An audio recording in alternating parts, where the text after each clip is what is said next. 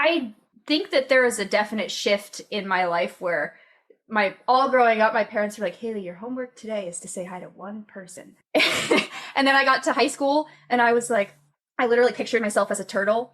And I was like, I'm gonna come out of my shell and I'm gonna make friends. And it was like the biggest, most exhausting thing I've ever done to go be social and talk to people. And I was so scared and had so much anxiety, but it was the most rewarding thing ever. Where are the quiet gays? Where are the quiet gays supposed to go? Hi, everybody, and welcome back to the Lesbian Book Club podcast. Today, we're so excited because we have a really special guest on. If you listened before, we went over the novel Cascade by Julia Hannafin, and today we are so honored to welcome them here onto the podcast. Cascade is their debut novel. Julia is from Berkeley and was a staff writer on the L Word Generation Q and wrote Bet and Tina's wedding episode. And they also assisted screenwriter Eric Roth while he wrote the Oscar-nominated script for Dune, and then shadowed director Denis Villeneuve on location in Budapest. Julia, thank you so much for coming on the podcast. We're so excited. Can you please tell us your preferred pronouns and your sun, moon, and rising? Yes, I'm so happy to be here. My name's Julia. Yes, my pronouns are they, them, and she, her. They, them slightly preferred, but either are fine. And I am a Taurus sun, Capricorn rising, Pisces moon. Yay, fellow water moon over here, Pisces moon. I can't tell you how funny that was when you texted, or I texted you during the podcast, because I was like reading this the whole time going, she has to have a Pisces moon. The way you like write and communicate like emotion, I was like, if I'm wrong, I don't believe in astrology. But it was spot on, and I was so excited when that happened. Lauren is like running conspiracy theories over the corner of the screen. Literally. I'm like, all right. And Haylie goes, oh, what's her sun sign? And I was like, Taurus. And Haylie goes, yes. Tauruses are about to gang up on you, Lauren. I know. I'm on a Zoom call with a bunch of Tauruses, bunch of fixed earth signs, but that's okay. Julia and I are Pisces moon, so we got each other. Yeah, it balances it out. Exactly. And you're Capricorn rising, yeah? Is that what you just said? Which you're just like a mix of Haylie and me. So I think this is gonna be so fun. That's so nice. I love that. I think that Haylie is going to kick us off with a couple questions. Yeah. But how are you today? What have you been up to? How's your week going? It's Monday. It's Monday. The week is starting off pretty good. I was in Portland over the weekend to do an event for the book at Powell's, which was really fun. Cool. Got to see a longtime friend who just bought a house, which she's wanted to for forever. So that was so sweet. And yeah, today just doing my day job and rereading my little notes about the book and what I like to think about in the book. And now I'm here with you guys. Yay! Congrats to your friend. How exciting. I know, right? And she's been someone since college who's always on Zillow, looking. So to get to see her 15 years later do it is cool. It's really cool. Persistence. And to buy a house right now in this economy, props to her. I know. Okay, great. Glad your week is off to a good start. That event looked amazing up in Portland. I was following your Insta stories. I'm obsessive about watching so many people's Insta stories, and I just it looked so fun. It was very sweet. And they do a cute thing, where they put your name on the marquee, which makes you feel like you're the movie of the night, the real person. And Oh my gosh. that was cool. Yeah. That is really, really cool. Okay, Haylie, you want to start us off? Yes. First, Julia, I want to congratulate you because what a really cool accomplishment to not only release your debut novel, but I mean, that is so much work to write a book and then to put it out. And then now you're going through the whole process of promoting it, which is also so much work. But also, as I'm sure you've noticed, your community is so excited about this book. And I mean, Lauren and I have noticed it. My book is currently MIA because my girlfriend stole it, which I realized today as I was getting all my materials together. And I was like, we are all just so excited. I think it also is, I always talk about community on like every episode, but I do think that community is so important, especially among queer people. And I'm really proud of the community that we have here and that we've built together. And this is another, I think, force that is bringing people together. And I am just really excited for you about that. Congratulations.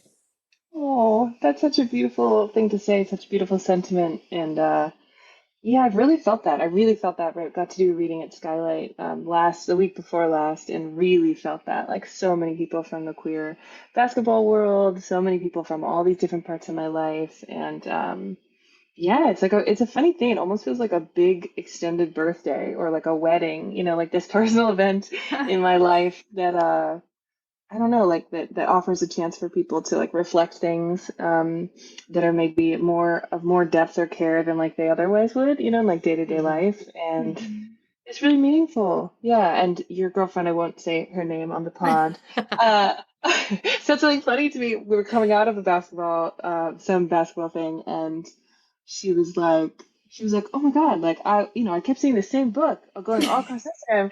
And I was like, why is everyone reading this book? And then I saw it was your name. And I was like, oh. Yeah, that conversation was like, that was a long drawn out conversation that happened over the course of like 15 minutes where Incredible. she was like, why is everyone reading the same book right now? And I was like, well, that's Julia's book. What are you talking about? Julia who? Julia Hannafin, like basketball Julia. Oh my gosh, what? No way. I'm like, yes, this is what's happening. And she's like, oh. So that the second that I am done with it, it's gone. That's hilarious because I already loaned mine out as well. So you and I are now sitting here, Haylie, like bookless and like going off our memory because we like already gave away our books to people. But Julia, can you tell us a little bit about like how long this book took, what you like drew your inspiration? One of my questions was like, how autobiographical was this? Because I found the storyline so intriguing. And I'm like, if you actually had like a lot of these experiences, like how cool is a person to like have like literally to be like, you went, like if it was you, and you could tell me if it was, but like, did you get to go on like a research expedition like as an 18-year-old? Like what was your inspiration behind the book? How long did it take to write? All the fun things. Oh, great. I love all the questions. Yeah, I mean, I'm stoked that people are asking that or thinking maybe that I did get to go. Because I didn't get to go. I've barely spent any time on books. I don't really have a science background at all. But now I want to, now I feel like I've lived it in some way and I want to go. But yeah, I'm friends with my high school poetry teacher. She's this really rad lady. She's 70 now, I think, but she lives close to where I grew up in Berkeley. So when I think it was when I was in college, I was home one summer and like somehow ended up going on a walk with her. And we just started keeping in more touch. And she's really cool. She's a widow and a poet and like a sort of an adventurer and does all these wonderful things with her life. And so it was over one, holiday season at her house. She had reconnected with a high school boyfriend of hers, like in her late 60s, And so he was there. It was like, oh, is it going to be a romance again? Is it not? It was this incredible thing. Oh, the drama. I know. And she hadn't like dated since her husband had died when, way far before that. Anyway, he told this really fascinating story about tagging elephant seals. And it's a really similar story to the one that's told in the book, which is that it's dangerous, that you have to sneak up to the elephant seal while they're sleeping and then run before they bite you. And I just thought it was such a cool story. And the idea of like a world in which people know a lot about biology and animal behavior, but are also like in the mix with their bodies is really exciting to me. And in that same conversation, I think I had mentioned something about a guy that I had dated sort of in high school, and my teacher thought it was really funny. And so the sort of combination of like that story and this was his name, Steven's story kind of combined into, writing about this like son and father and all of a sudden this research expedition that I didn't know much about, but I got to learn a lot about and make up a lot about. That's amazing. That's so cool. Okay, now I'm like drawing so many connections between me and you because I am also friends with so many of my high school teachers to this day. And I always, actually, my ex-girlfriend used to tease me about it. She's like, you're like the only person I know that is still in contact with some of her teachers. And I'm like, what? That can't be that weird. So I love hearing that you like are friends with your poetry teacher. That is so funny. Haylie, are you friends with any of your teachers? I'm pen pals with my high school English teacher. Okay, so maybe it's an earth sign thing. Maybe we just like older people in our lives because we're like old souls. People who are in touch with their feelings and had a good teacher also in touch with their feelings and care about other people thing. Okay, fine. We don't have to relate everything to astrology, but I like to, that's amazing. Haylie, I have like 1,700 questions, but Haylie, do you want to ask one of yours? Yeah, well, first I want to comment on the observational quality that I'm noticing in you, Julia, and that many artists have and have to have. And I'm wondering if you can tell me a little bit about how it manifests in you and how you feel about observing things around you and how you turn it into your writing. Because as a writer and an artist myself, like when I'm noticing people around me, there's a lot of things that you can, take from random strangers or from people that you know, and that's clearly what you're doing. Can you tell us about that? Yeah, yes. I mean, right. I think, definitely I agree with you, Haylie, that it is this, like essential part of being an artist that you're looking out in order to like draw something back in. I think maybe I was like a shy kid growing up, so the idea that like I had my inner world that I could control was always really grounding. Sort of a weird thing of like fantasy and like dreaming really big being a way of like feeling safe and secure. And also just fun. And so I think, I'm a big journaler. Like I love writing what is happening to me every day, and I love trying to describe people and places. And so I think that, of course, I like don't consider myself a nonfiction writer really, although I've done a little bit. But of course, those types of descriptions or like details that I get drawn to, I think make it into my fiction. And I think for Lydia, like some of her, it feels like me. There's certain experiences that she has that I have, the falling and cutting her arm is like something that happened to me in college. But then other details I felt that I was trying to put into Lydia, like things that I had really experienced. And then Lydia was like, that's not my life. Like actually, that's not me. And you're sort of projecting. I definitely think the observational thing factors into my work. And then sometimes I wonder, I'm like, I don't know if it's making me more present in my life or not. I'm curious what you would think about that, Haylie. Like if it's something that is actually soothing and ultimately like, you know what I mean, making you more present, or if it's more disassociative. Because I think I've gone both ways in my life. That's interesting. Yeah, that is interesting. I think I've gone both ways too. I get sensory overload very easily. Yeah.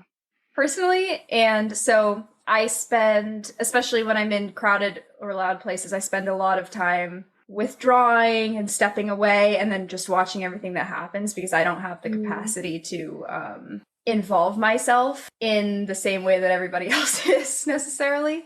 And I've always been like that. And that has given me the opportunity to notice a lot about other people and pick up on small cues that people are giving off that a lot of people don't pick up on. Just generally, I think, given me the opportunity to be more observant. But that can also, I think, go the other way where it can turn very internal. And I'm thinking specifically of an instance where it was recently at the I know exactly what you're going to say. Yeah, I was with Lauren. Actually, you were there, but you were sitting down below. That was when I met you. Yeah. And I was like, that was you poor thing. it was too much for me. And Lauren goes, here, and hands me these earplug things, which I ended up buying myself some later. But Loops, sponsor us, please. this association. Add for those. Oh my God, Julia, they're a lifesaver because they don't like block the noise, they just lower the decibels. So you can still hear everything, but it's just quieter. Yeah. So yeah, they're great. Yeah. There is a fine line to walk between disassociation and observation. And I walked that line. Yes. I really relate. Yeah.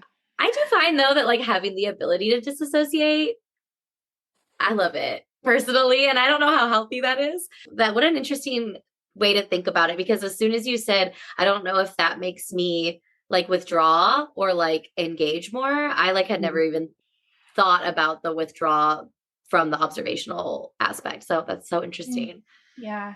I think that there was a definite shift in my life where all growing up, my parents were like, Haylie, your homework today is to say hi to one person. And then I got to high school and I was like, I literally pictured myself as a turtle.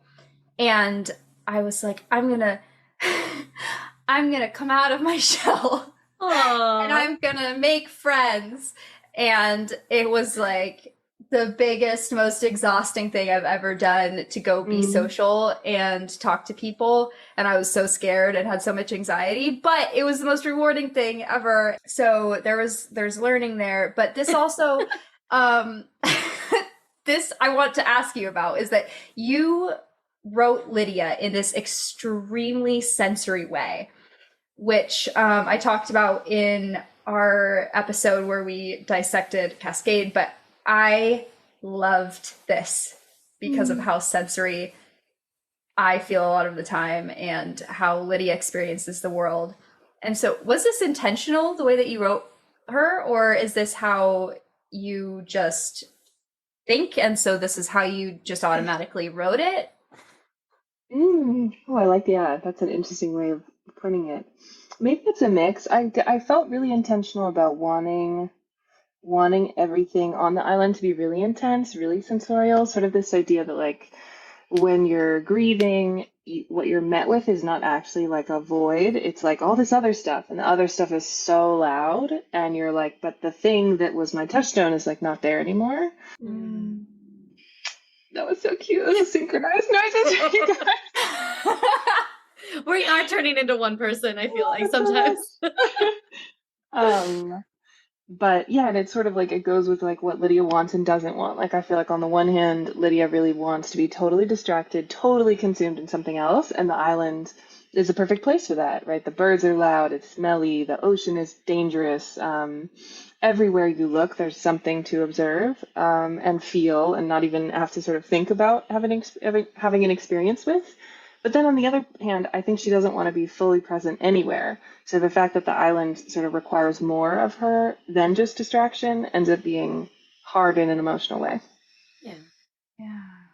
I can totally see, like, especially when going through grief, and I would love to like hear a little bit if you're comfortable sharing like your experience with grief in your life in any aspect or capacity.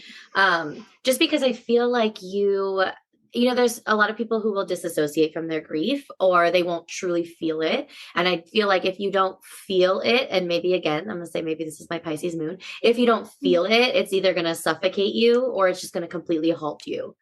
And I felt like you wrote this in such a way that it was like Lydia going straight through her grief and like because she was so isolated on that island, she had to confront it and figure it out. And she did it in like good ways and like negative ways that we saw, which is very common in grief. Sometimes you're like, I literally can't take it today. I'm going to drink a bottle of wine.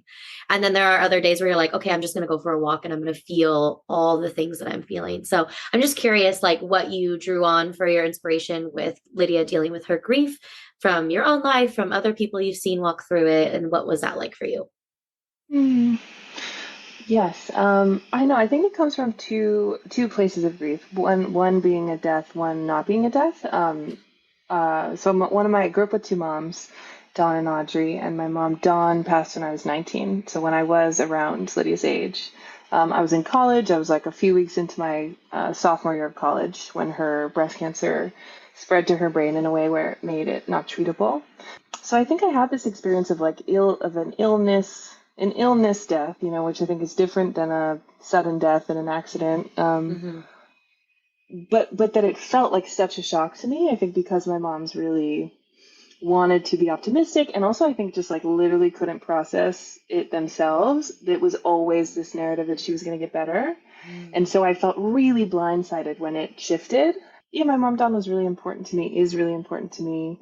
I grew up in a family where like one mom was really like the other kid. Like one mom carried me, one mom carried my sister, and we were both talked about as like very similar, both looks wise and personality wise. So just this idea of like losing one's map, losing one's tether in some way. Yeah, I think about grief a lot from that experience, a lot even to this day in my own personal life. And then my little sister, Olivia, is a recovering heroin addict, among other things, which she's comfortable talking about. I had a little conversation with her around when the book came out about like, what are you comfortable with talking about, the stuff in our family, because it does feel like a real influence on the book. But sort of the grief of like being really attached to a sober version of somebody, and then when their sobriety shifts, there being this whole grieving of the path that you thought they were going to continue on. So I think that those two griefs, and then I've had addiction in other parts of my life too, like in a long-term romantic relationship that I was in, and in friends. And some people have like made it to recovery, some people haven't. Maybe it's not right for everybody to go to recovery. I'm like I don't want to ascribe like a moral value to it, but yeah, I think that all of those types of grief and hope for people and hope for oneself swirled into the book. Thank you so much for sharing that with us. And yeah, that's just, I know it can be like a very exposing thing. So I just want to thank you. Can you, just the last thing on grief, and then we can like move on, but yeah, I'm happy to talk about it too. Okay. Well, yeah, because I'm thinking like the way it felt like in the book, it just like you could feel it like in Lydia's body, you could feel it in her emotions. Like for you personally, and like I can also give like my experience with grief as well. Like where do you feel that in your body? Like how do you think you like move through grief in like a healthy way without resorting to like necessarily going overboard into like a negative things that can negatively impact your life, since you've seen a decent amount of it? Right. Oh my gosh, I know. I feel like that's still a good question.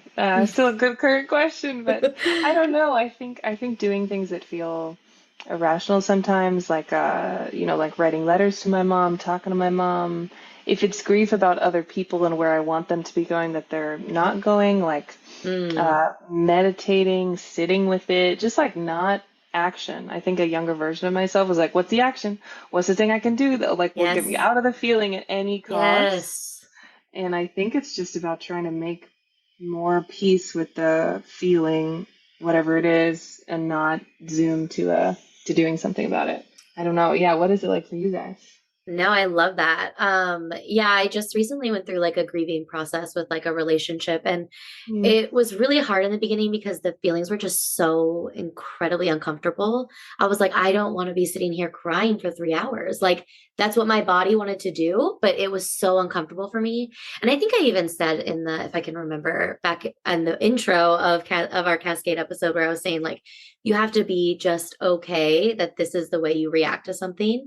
And what's really funny is, okay, Angelina Jolie is not like somebody that I like look up to. I think she's a wonderful human, but it's not like my forefront of like who I call to on these things. But I saw a clip of hers one time and it was circulating on TikTok, and they kind of asked her like, when you're faced with something really monumental, like emotionally, any type of thing, like what do you do? And she's like, my advice is to just go right through it. And that like really impacted me because I was like, okay, I know this isn't going to be forever. And to kind of like a meditative stance, and just realizing that you're not going to die from these emotions that come with grief, for me was a huge monumental life shift or like brain shift. And then you can just like be okay. You're okay. If in your core that you're not going to die. You're going to be okay. Because sometimes I feel like those feelings are, at least for me in my experience, my emotions are really, really big and they feel like they're so suffocating. So yeah, that's kind of how I do it now. And knowing that like time is going to pass. The timing aspect is you're not going to be in it forever. That's kind of how I look at it at this point. I don't have a ton of experience with grief. I lost my dad, but my dad and I didn't have, like the closest relationship. So like while I went through the grieving process, like honestly, like this relationship felt even bigger than that. So that's been my most current and probably biggest experience with grief. But I loved reading your book and reading it in Lydia. It made me feel a lot less alone. So thank you for writing it. It was wonderful for me to read it where I am in my current, emotional state with a lot of things. So just literally, Julie, I cannot tell you how much I loved your book. I think I've told you that like 100 times, but it's just so beautiful in so many different ways. So. Thank you. It means so much to me. And the idea that it would make you feel less alone is just, it's like more than I could dream of. That's so awesome. Haley's got all the questions. And I feel like if I look over at her, she can see me looking at her being like, but she can't because we're on a screen. No, I'm just trying not to cry right now. Oh, my eyes have been welling this whole time. Haley's face, like, just stoic. She's like, be chill. Nobody listening knows because I'm just silent, but I have an emotional turmoil. Yeah. It's okay to peep your head out of that shell, Haylie. Oh, yes. Yeah. Oh man. I'm just thinking of Ross Gay. Do you guys know who he is? A little bit, but I'm not super familiar. No, can you tell us, Haylie? Because I have no idea. When you said Ross, I was like, "Well, how are we getting to friends? How did we jump there?" But obviously not. He is an author who writes about delight. And in my most recent encounter with grief, he absolutely changed my life. And I think he was my lifeline. And during that time, and ever since then, I've continued to go back to him. Because before, I've experienced lots of grief before this. Like my senior year of high school, there were a lot of deaths. And then my little sister got diagnosed with cancer, and that was very difficult, as Julia, I'm sure you know. And my sister survived, but that process is, it's very scary. There were a few other instances, throughout my college years where I had romantic partners that were also in addiction, and so you're just like you've described, are dealing with grief in that, a different kind of grief. And I do not think that I was well equipped during that time to deal with grief. I was flailing around and was probably like a little squirrel that got lost in the ocean and was like, I don't know how to swim. Help. But this time I had just listened to a podcast episode of Glennon Doyle and Abby Wambach and Amanda Doyle. And they had Ross Gay on, and he was talking about delight. And the whole thing was essentially about, if you see something that delights you, claim it out loud and just say delight.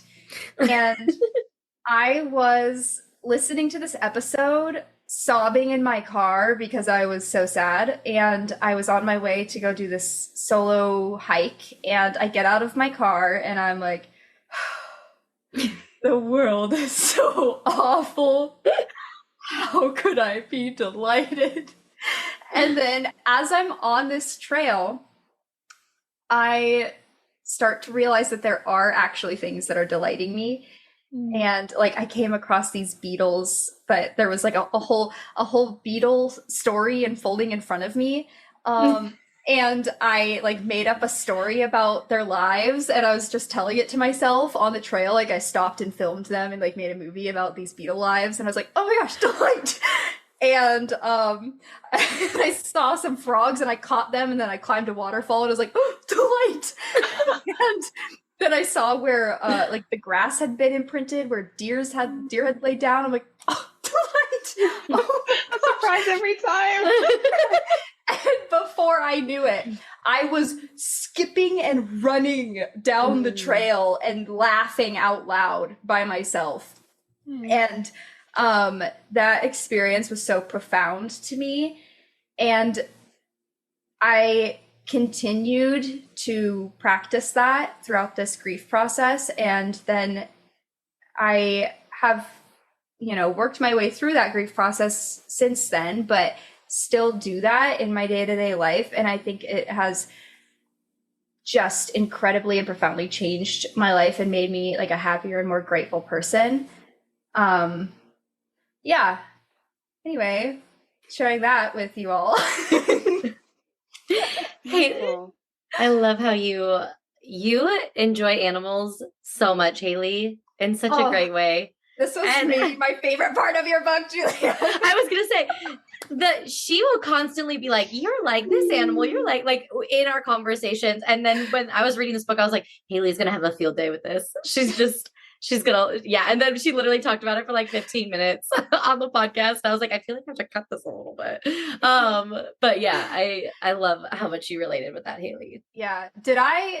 I don't know if you listened to the entirety of that episode, but did I make up all of those metaphors or were those real? I loved the animal portion. I don't think it should have been cut in any way. And no, I think all of them were there, honestly. The one that I was like, oh, I didn't see it in that way, but it is there, is the idea of Michael as the mice. I was like, whoa, that's sick. I do think that the mice are like about denial and about not realizing a sort of creeping problem or a reality of someone else until it's there, which is sort of what her experience with Michael is. So I loved that one. And you guys are going to think I'm such a dummy for this. Maybe not. Maybe that's harsh language. But I really hadn't thought about the liver connection. And I was so stoked to hear you say that about the liver being targeted by the orcas in the sharks and liver being the place like stores the damage of addiction. My mind was really excited by that. That is so cool. Yeah. My Cascade has taken over my For You page too, because I saw a video.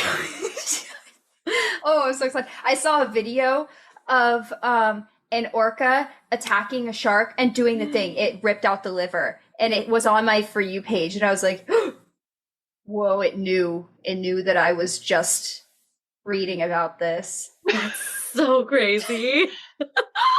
And that was a wild thing, because I almost, at one point in writing the book, I was like, do I need to rewrite this to like match what's happening now? Because when I was writing it at first, there wasn't this sort of rising instance of, sharks, of orcas attacking sharks in the world, which there are now. And also like orcas began to attack boats, right, in Italy and in other places, right? And I was like, do I need to match the sort of current state of it? But I said, no, I'll just live in what it is. But it was cool that, to me, that as I was getting very interested in something, it felt like TikTok was right next to me. Like, we are also really interested in this. Yeah. Did you have that book growing up that was about orcas, the picture book? I don't know what it's called. I don't know what it's called. It was literally just a giant, like, wooden picture book about orcas. Was it like a wood grain whale? Like, no. Oh, it didn't. Like, no. It didn't look. Maybe it's more cardboard. Then nope, not over here. Like a football. Right, it's field. A big. I think that I just really, I don't know, that book must have really made an impact on me, because I could clearly see it. Anyway, I don't think I had this one, but I did love orcas and sharks growing up. Yeah, I think just the idea of how big they are. I mean, the hand gestures are right. Just how huge they are. The idea that they're in the water with you. And also everything that I've learned about orcas being such social creatures, I think is so fascinating. This one orca fun fact, maybe you guys have heard this one, was there was one pod of orcas that, and also like different pods have different like customs and different fads that they'll go through that are totally separate to other ones.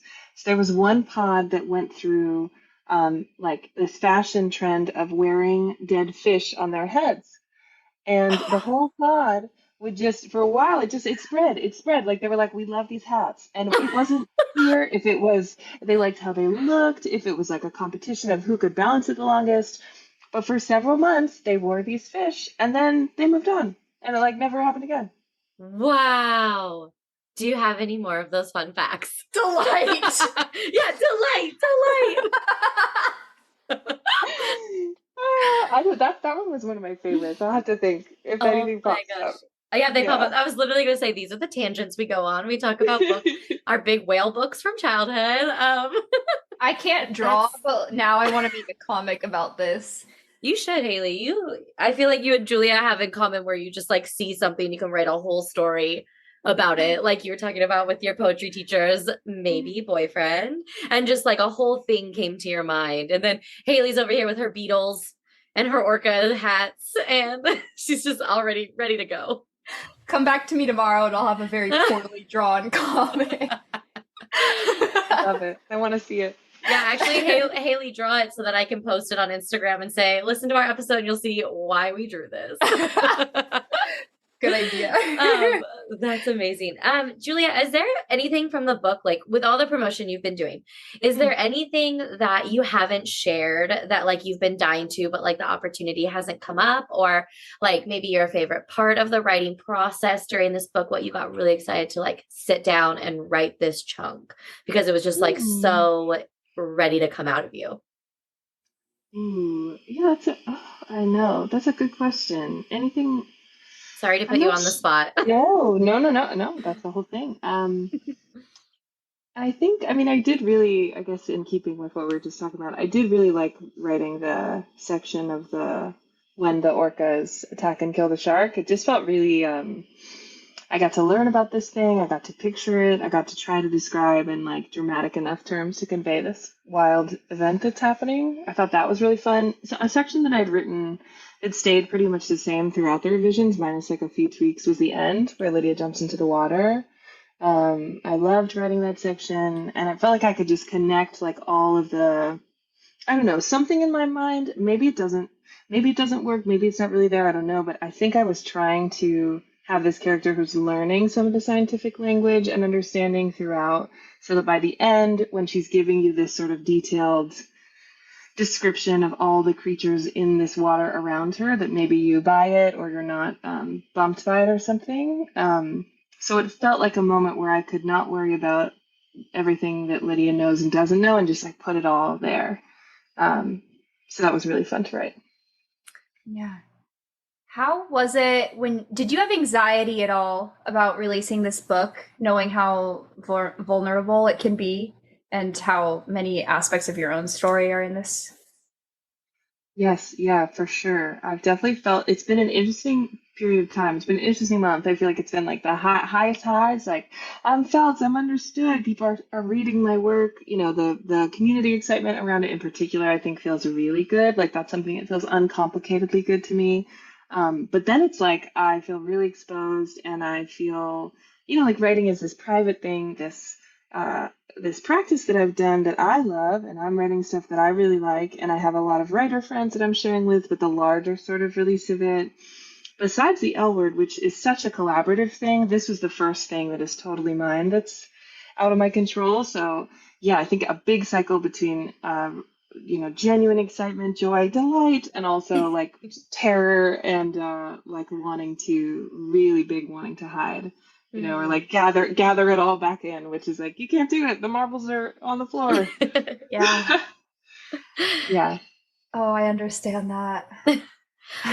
But I hope you know how absolutely treasured this piece of work is. Everyone just loves this that That's so kind. spoken to. Yeah, literally, as soon as we posted that, I had like 3 people asking to borrow the book because they're like, I have to read this. And I was like, okay, well, I'll get it back and then you can have it next. I have like a line waiting for it. I'm also like, buy it, guys. Come on. Yeah.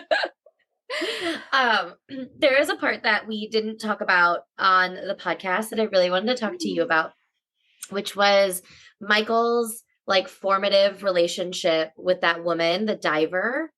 Hmm. Where did you come up with this? Because I felt like it was so beautiful. I loved every single aspect of like that relationship. And then it was like a beautiful relationship, but it didn't work out. And that's really hard for me to understand, but like I understand it. And like I want to know where, like, did you just come up with that in your mind? Like, how did that work? What was that writing process for you?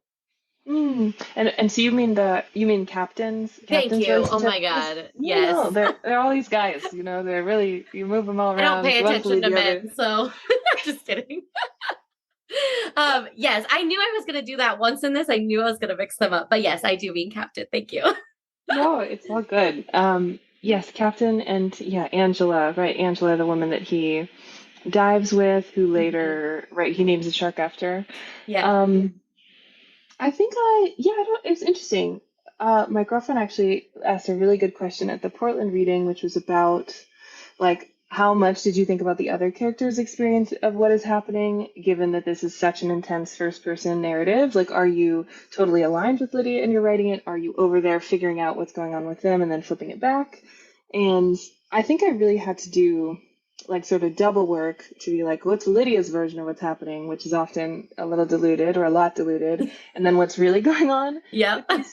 with these men. And I think Captain, I always had a soft spot for Captain. He felt like someone who lives this sort of unconventional life, but and he's like rooted in some kind of very traditional gender norms, but is ultimately pretty respectful and caring. And I feel like he's the man on this island who's caring for Lydia the most and the most sort of selflessly and truthfully. And Hmm. so, yeah, I think I liked the idea of him being an older guy who tells a rambling story, and also that we could learn something about him and that we could learn that there's this grief. Like, if everyone's hearing sort of different grief on the island, that he has a grief that's particular. And that's also tied to this woman who was really capable in this intense physical way in his past. So yeah, I went into a real rabbit hole of like diving. There's an amazing Netflix documentary about um, what is it called? The Free, longest breath. yeah, like free diving. Yes, about free Yeah. diving. And but yeah, I think just wanting everyone to be carrying sort of these unsuccessful relationships with them, whether they be ending in deaths or leaving or what have you. And for me, yeah, that ended up being the one for Captain. I loved it. I loved it so I'm much. so glad. I like reread that part. I reread that chunk like multiple times because I was like, it's just so beautiful. But okay, thank you for telling us that because that was something that I really wanted to talk about because I was just like, and not that we forgot, but I was like, I really just want to like talk about it with Julia. But Hmm. yeah. We're curious about Lydia's gender identity Ooh, Mhm. yeah. and how her experience of her gender identity evolved over the course of the book. Can you talk to us about that? Yeah, for sure. I know gender always felt like something that the book was about to me, but in certain drafts, I felt like it was pretty written. It didn't feel like it was really in Lydia's body, and so in revising it, there were almost periods where I felt like it was going to fall away, but then it ended up feeling really essential to me. I hope that like certain readers, all readers, I don't know, I hope that she could be read as someone who like one day will identify as non-binary or trans. Like I do think that's part of her experience. But I don't think she knows that yet. I don't think she sees herself in that way yet. So I think what I wanted to show on the island is like if she's coming from this home that's all women, she's going to this new sort of family that's all men, and she really gets to live out a different version, and like a different to be like a different family member, as like a brother, as like as yeah a brother and equal to all these other things.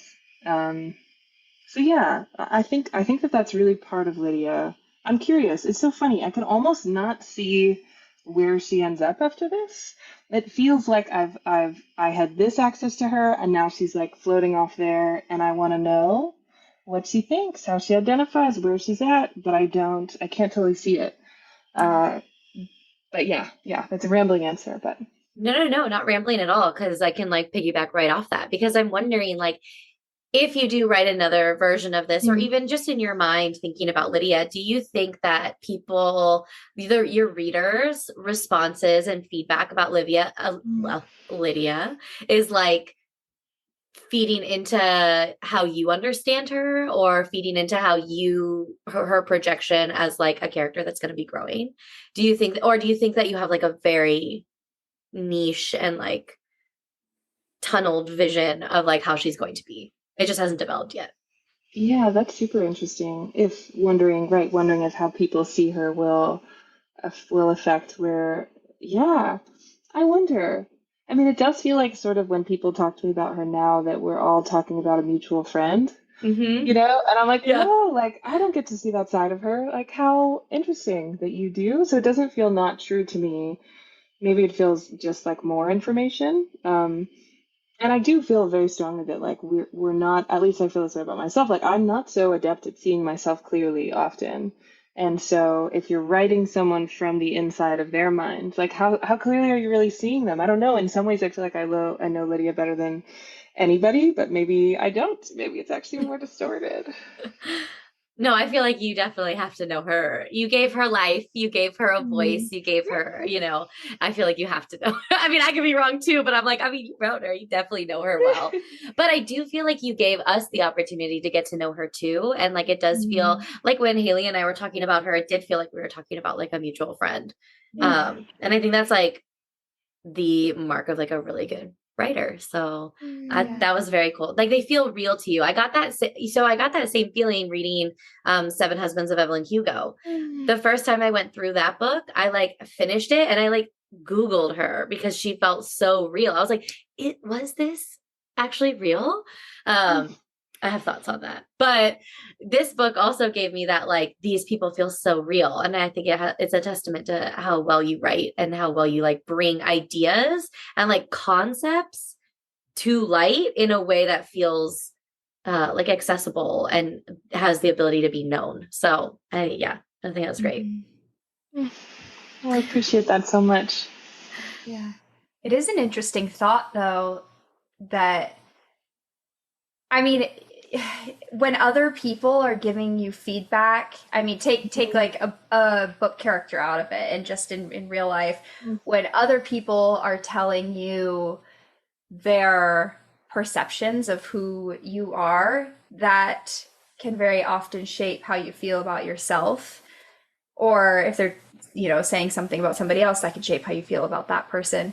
And in order for that not to shape how you perceive yourself, you have to have a very strong sense of self and identity and be, very solid in that. And so that's a really interesting thought when you take it and you apply that to a character that's written by somebody else and is given life by somebody.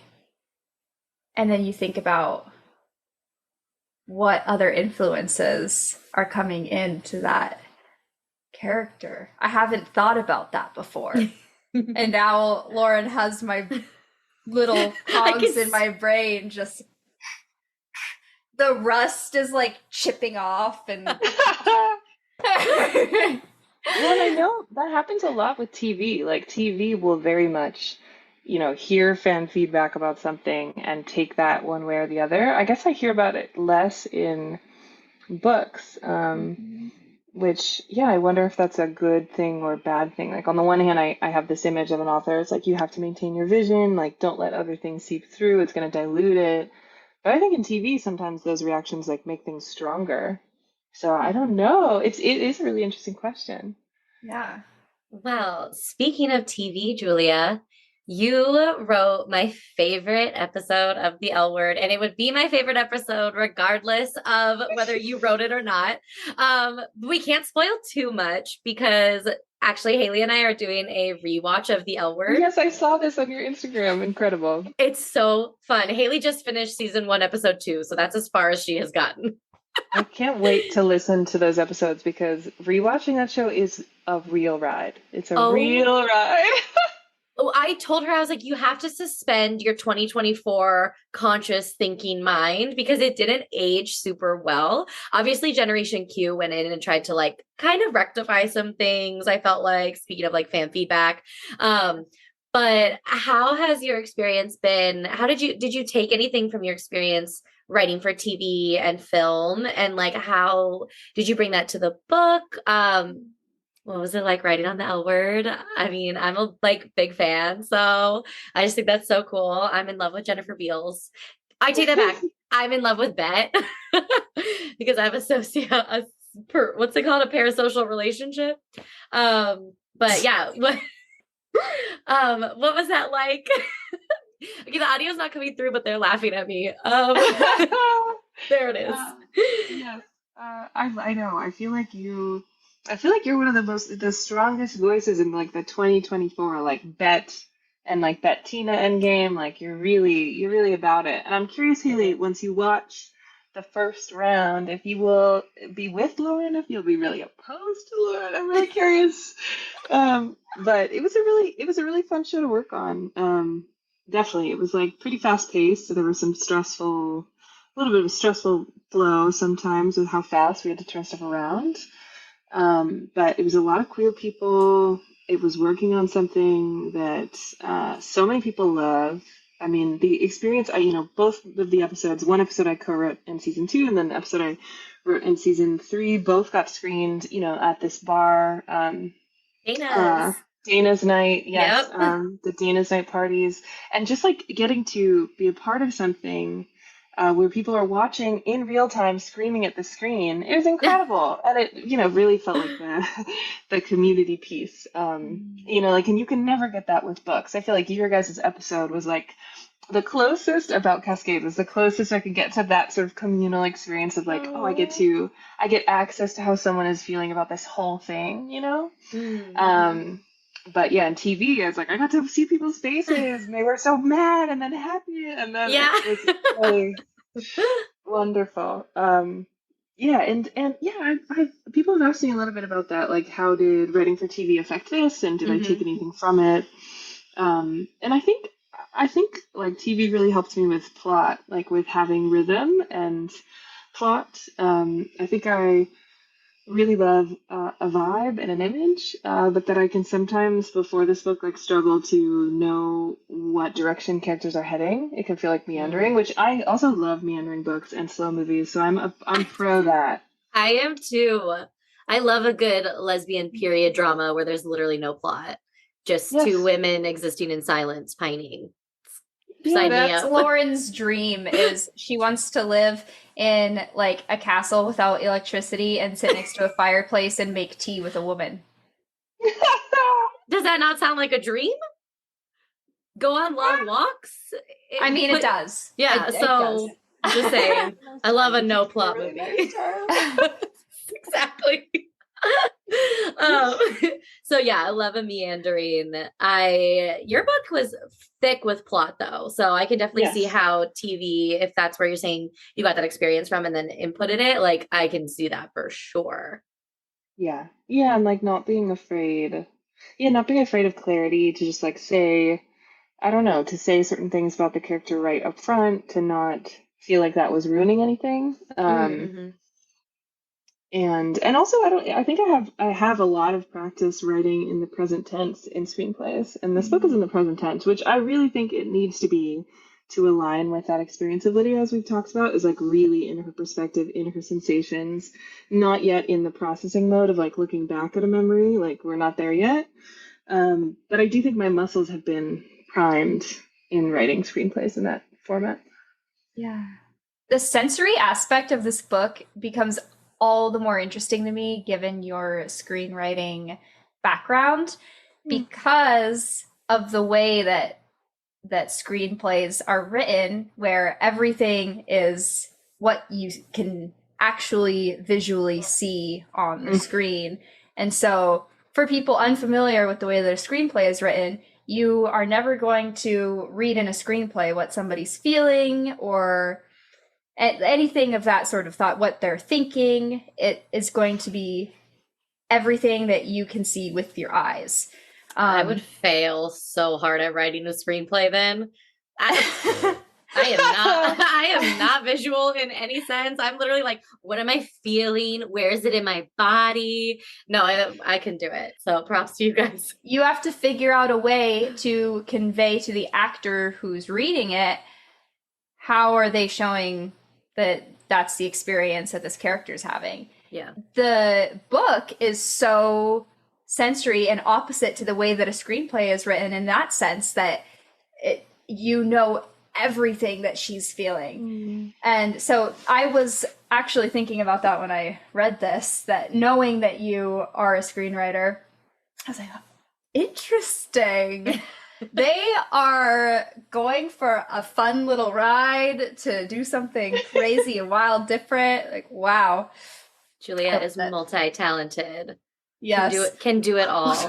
The amount of shook that I was 10 minutes before I hopped on this Zoom when Lauren just casually dropped on me that you, helped out with Dune and like shadowed on that in Budapest. I was like, you can't just casually drop that information on me. Haylie was freaking out because Haylie sent me like the intro that she wrote, and I was like, oh, like, can you do a little tweak here, and can you also add in her Dune stuff? And she was like, huh?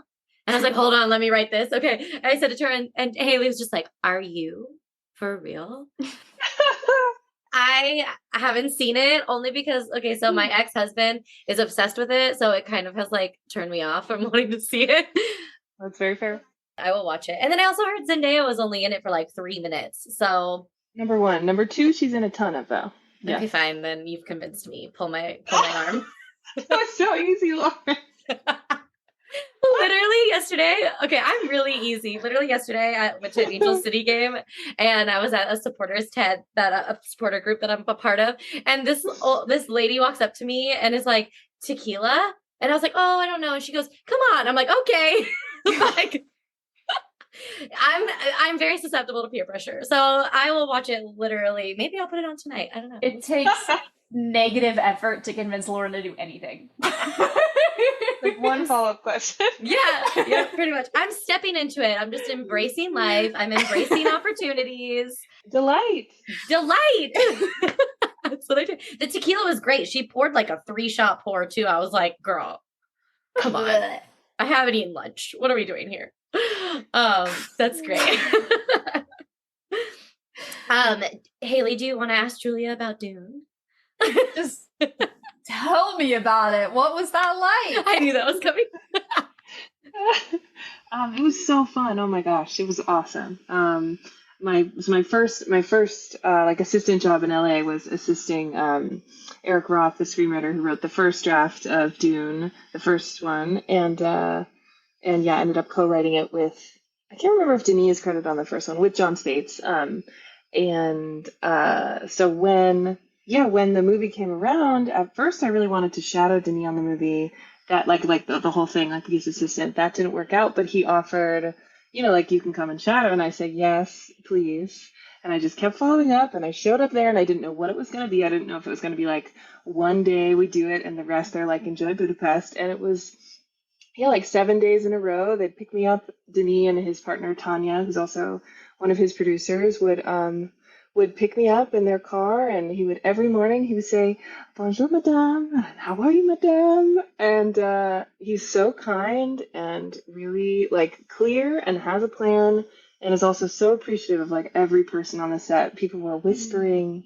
I was like, oh, like a director doesn't have to be like there are all these military terms, I feel like, for talking about people who work in film, and people who like they command, they rally the troops, but it's like so violent in a way, and he just felt like the opposite of that, but had so much like positive power. So I'm just a big fan of his. He is so kind, and really loves it. She said something about how doing the Dune movies, like reconnected him to the teenage version of himself that loves Star Wars. He was like, I think I'm like that kid again. And I was like, you're the best. So, Oh, That's what yeah, a so wonderful sweet. it experience. it was cool. And I'd never been on a set like that before where we were in it was like the stages that were supposed to look like, I can't remember if it was the castle on Caledon. I think it was the castle on Arrakis, like the first place that they live on Arrakis before they're sieged in the middle of the night. And you're just walking through this big structure, and everything is built out except when you look up and you see the lights. So I felt very starstruck and like this is what we do it for, and it was awesome. Wow. That Yeah. is amazing. Can I tell you about something that you just made me think of when you're talking about the directors and being militant and how that's almost violent in a way? I felt like your book was so soft.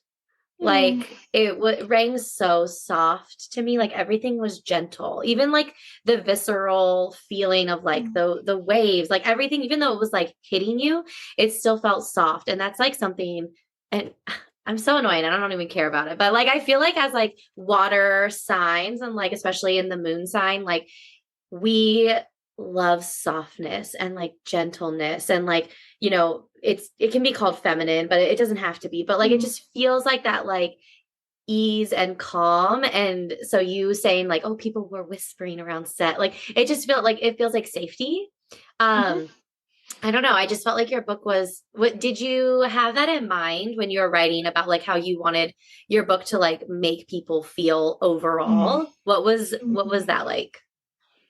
Yeah, I took a class last year there's this agent who's one of the three co-founders of Great Place Books, Monica Woods, who that was one of her questions was like, when you're writing something, you should know how you want your reader to feel. Like, how do you want your reader to feel? And I kind of bristled at the question. I was like, I don't know. Like, that's up to them. Like, this is my half and that's their half. And I don't know if I get to like dictate that. But I do think I know that I know that for Cascade, I wanted my readers to have a sensorial experience and to be sort of as close to Lydia and her, even when she's not close to herself, but to be as close to her as possible. Mhm. And I don't know, gentle is a word that people often use for me that I think I didn't like in the past because I think I associated it with a sense of like I'm not going to be heard, or it's you're associating that with weakness, or like you're calling Yeah. me gentle because you want me to speak up louder. But I think as I'm getting older, I turned 30 last year. I'm leaning into it maybe, and maybe there's like power in that I didn't realize before. No, honestly, I have a word too that people have associated with me for a really long time and I've hated. It's along the Mm, exact same lines. Yours is gentle, mine is sweet. mm, I've always hated that. And I have someone that would call me that all the time. And I'm like, I really hate that. And they corrected me on it. They're like, why? And I'm like, well, this is what I associate with it. And they're like, that is not what I see. Like, you know what I mean? And so yeah, like I'm 32 and the past like maybe year or so I've been leaning into like the sweet aspect, just probably the same way you are with gentle, and like reframing that into like a positive connotation, because I feel like when it's like a defining word for ourselves, we put our own definition on it versus like what everyone mm. else is. So stepping out of like yourself and asking questions of like, oh, well, what does that mean to you? You know, no, but I love that. And you are gentle, Julia. You're so gentle, I feel like. In the And best, most positive yeah, term I ever. take it as a compliment, Good. especially from you. I take it as a Oh, compliment. thank you. My little heart just got warm. Haylie has a Sagittarius moon. She has a fire moon, so she's a little opposite of us over here, but also very gentle and very sweet. Very kind. Haylie, you're very kind. We'll put our words up here for ourselves. Um, okay. Haylie, do we have much more? Do you have any pressing question that you just um, are dying to ask? Because I have an end question, but Julia, do you have any projects in store that you'd like to share? Is that your question? that was my question. Yeah. I told you we're turning into this. Noggin. We're Alexis from Schitt's Creek. It's like we're sharing a brain. I love that show. Cute. I loved, Lauren threw her hands up in the moment. It's so cute. Delight. Delight. I'm working on another novel, which is from the perspective of a ghost narrator. The ghost. What does that mean, Julia? So the narrator is a ghost. Like an actual ghost. Intrigued. An actual ghost that's been brought back to the earthly realm by someone that it knows that it loved, but it doesn't know like what its life was on Earth and how they related. So the ghost is like traveling through this other person's memories with them, trying to trace what their life was on Earth and what their relationship was. That is the coolest concept. I don't know if you guys can see. Haylie's crying, you guys. Yay! Spoken like a real Pisces moon to cheer when someone cries. That is the reaction we want. We want to make you feel and cry. Haylie, why are you crying? Because the concept of knowing that you have loved someone but not knowing what the relationship was, like that's a whole other form of grief, and that's so heartbreaking. Now mine are going. Because you don't even know your own. You don't even know your own life, but the thing that you know is that you loved this person. Yeah, like that means that the thoughts are not there, but the gut feeling that's sitting inside, like right here in the bottom of your chest, is. That's beautiful. That's very motivating to really work hard on it. It's such a beautiful reaction. We're gonna read it. I'm gonna read it. Yes. I'm gonna be unwell. I don't know if I said this on the podcast or if I said this to Haylie in the many times that we spoke about your book just independently off camera, but like I was like, I want to be like in Julia's mind. Like everything whenever I talk to you, I always just walk away feeling just like, I don't know, like safe, gentle, sweet, like all the things. I walk away and I'm just like, I just love every time I have an experience with you. So the fact that like we get to read your work and like you let us in on your brain is such a privilege and like honor. It's so amazing. And I'm so excited for your new book. I'm like, when is it going to be out? 3 years from now, probably. I gotta finish it first. But I'm storing. I'm gonna store that message. That's so wonderful. Yeah. You do have a very beautiful grounding presence, and I'm so grateful that you came and shared everything with us today. Thank you. Thank you for having me on. What a treat. And truly, it was like in a day where I was feeling one of the lows of the, like, oh, I'm exposed. I listened to the podcast that you guys did on Cascade, and it just made me feel like I could live in the incredible version of what it means to, like, connect through work. So it meant so much to me. That's really special to hear. Julia, you're making me cry. Like, that's really special. Thank you. We were so excited. We're so excited to read it. We're so excited that we like know you, like to be able to talk to you about it. And you've just been so generous, like with your time and talking to us about it, even like talking on Instagram DM about it and scheduling, like you've just been incredible. So thank you so much for coming on, and everyone, hope you guys enjoyed this little interview. And Haylie and I always like sign off going, love you. We love you guys. Love you guys. Love you.